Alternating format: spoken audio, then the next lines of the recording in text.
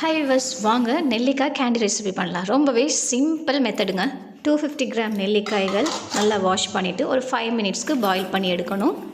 அதுக்கப்புறம் சின்ன சின்ன பீசஸாக கட் பண்ணி எடுத்துக்கொள்ளணும்.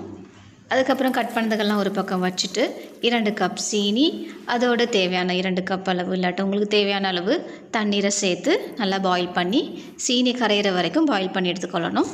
இப்போது கட் பண்ண நெல்லிக்காய் பீசஸ்களை அந்த சீனி பாகில் மிக்ஸ் பண்ணி ஒரு 4-5 நாளைக்கு அப்படியே ஊற விடணும்.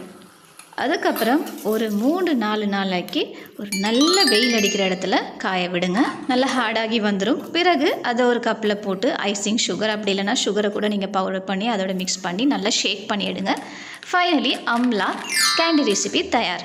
தலைமயிர் கண் பார்வைக்கு ரொம்ப நல்லது. சின்ன பிள்ளைகள் ரொம்ப விரும்பி சாப்பிடுவாங்க. கடையில் வாங்காதீங்க, வீட்டிலே செய்யுங்க. ரொம்ப ஈஸியான மெத்தட். என்ன 10 நாள் எடுக்கும், அவ்வளோதாங்க. நம்ம சேனலுக்கு அப்படியே லைக், ஷேர், சப்ஸ்கிரைப் பண்ண மறந்துடாதீங்க.